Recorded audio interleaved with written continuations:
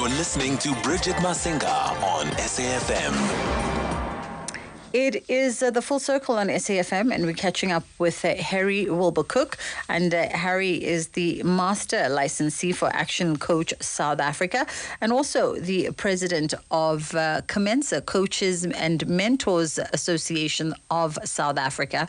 And we are going to be looking at this conversation, right? Post-COVID, a lot of business owners are still facing challenges, and perhaps even opportunities may lie within the challenges for either to either remain the same or maybe evolve your business and take it in a different direction. But what does all that entail? And where should we be putting our focus in order to leverage the very best and harness success, not only in 2024, but moving into the future? Good afternoon to you, Harry. How are you doing?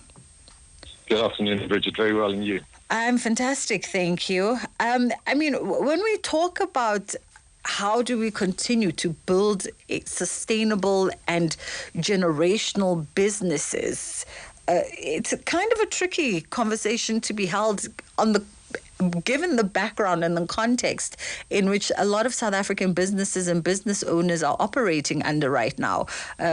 All the pressures that people have to face on a day-to-day basis.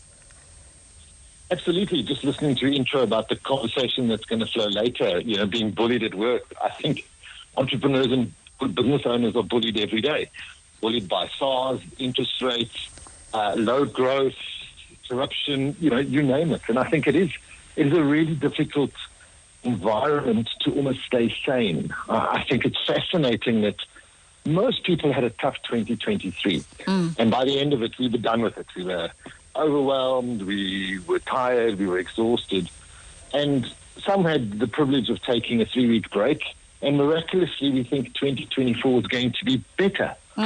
Well, not unless you make it better. It's going to be the same, and possibly with the distraction around elections even worse. So I think it is about understanding what you stand for and what you need to build, and having that clarity, and then putting a few building blocks into place to make it happen for you. But it's not going to be better on its own. You're going to have to do something to make it better.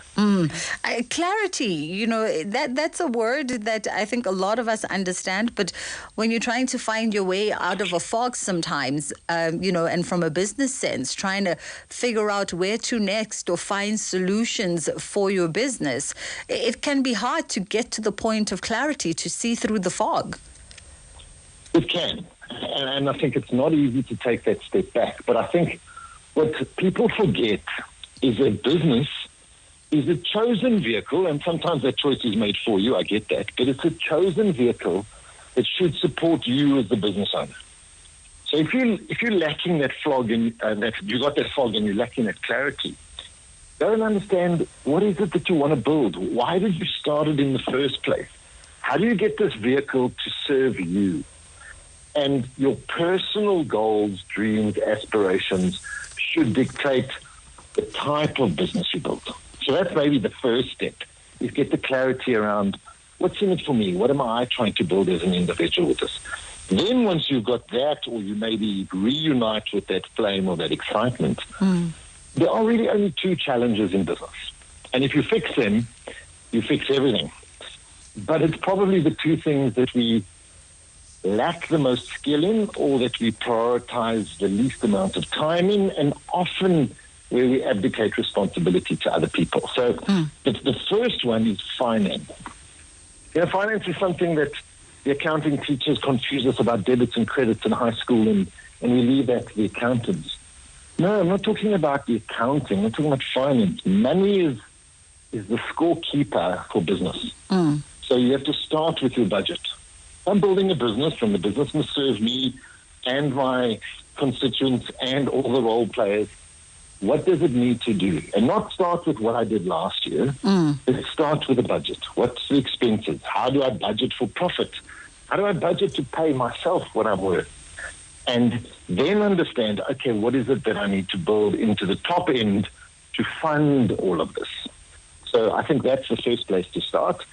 The next reality is that, okay, to get the privilege of having finance in a business, we need to do marketing.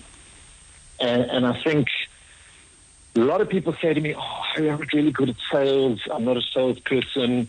I don't really like that. And that's a whole different conversation. I think anybody can sell if we're sitting in front of the right person. That's marketing to get there. So we need to then look at marketing as an active strategy. Too many businesses say, well, my business relies on word of mouth. And of course, that's fantastic. We'd love all our businesses to work on that basis.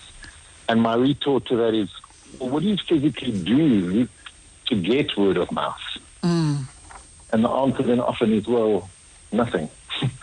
So for me, that's a hope and pray strategy. Prayer is very important, but it doesn't always put food on the table. So I need to do something to elicit word of mouth. I need to do something to get referrals. I need to do something to get leads with which I can then convert into sales. So I design the business finance first and then the marketing plan second, but I go actively create marketing first, get the client on board, make sure that I'm actually making a little bit of money from that client, and then can earn the right to do it all over again.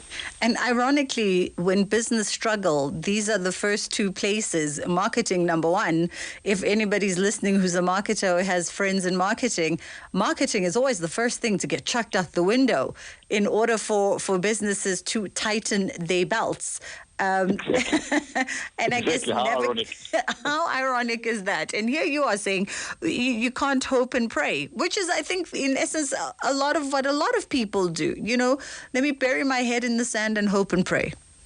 Well, we all think that we deliver a great product or a great service, and then people are just going to be overwhelmed with excitement and send us their friends and family. Well, sadly, here's the reality. No matter how good you are to me today, tomorrow morning when I wake up, I have to navigate load shedding, the traffic schedule, my own to-do list, my own stresses and worries, health issues, family issues, etc., etc. I'm not thinking actively how I can make money for your business. If somebody interrupts me and says, Harry, where do you get this from? Or who have you used for that? Then I will share the knowledge. And sadly, if you want to take it really practical, people that do heart surgery, they save people's lives every single day. Okay? So who's the top heart surgeon in your area? Most of us have got no idea. Because until we need a heart surgeon, we don't ask around. And even if a heart surgeon saved my life today, I'm not putting up a billboard saying thank you tomorrow morning.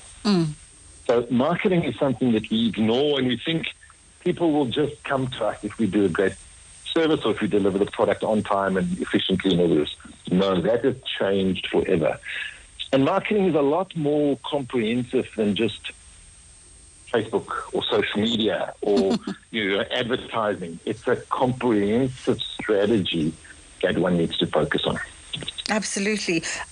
Budget. I mean, you're not the first, professional we've spoken to during the course of the last year in particular who said that it's surprising how many people get into business, start up a business, but without really looking at the budget of that business. I mean, I remember we spoke to a finance expert sometime last year who said you'd be surprised at how many businesses are functioning without knowing the cash flow of that business. What do you need? How many people do you need to walk in through the door every single day in order for you to sustain and to grow? Oh, I think that's exactly where it starts, and this is not a business owner problem. Most people that work for a salary don't have a budget, or they created a budget once and they never look at it again. So it's a universal problem. I think we work with hundreds of entrepreneurs in South Africa, and it's frightening how few actually have a budget. But when we do the budget, of course, we don't understand the cash flow implications and all the rest of it. But we learned this mindset, and it comes from the 50s, from universities that created this. We must find out what our break-even point is. Okay, so let's understand this. We must work hard, efficiently, open up early, take the stress, so that at the end we can make nothing.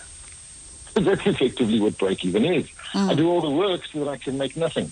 No, I have to work out what is my profit break-even. What is the bare minimum this business needs to do to pay me and make a profit. And it's frightening how many business owners would actually earn more working for somebody else than they do in their own job. I had so many entrepreneurs say during COVID, they prided themselves on the fact that they could keep all their staff, paid all their staff salaries, all the rest of it. And as noble as it is, my retort was always, great, how much did you pay yourself during that time? And sadly, a lot of them didn't. So they did the right thing as a business owner to tap into resources and borrow money and all the rest of it. Well, COVID was 4 years ago. What have you done to recover, to fill your coffers again? And often we haven't. So that's where the budget becomes important. I, as the owner and the shareholder, also need to be prioritized whilst all the others are in the process. So definitely a good place to start. Absolutely. Let's take a quick pause here.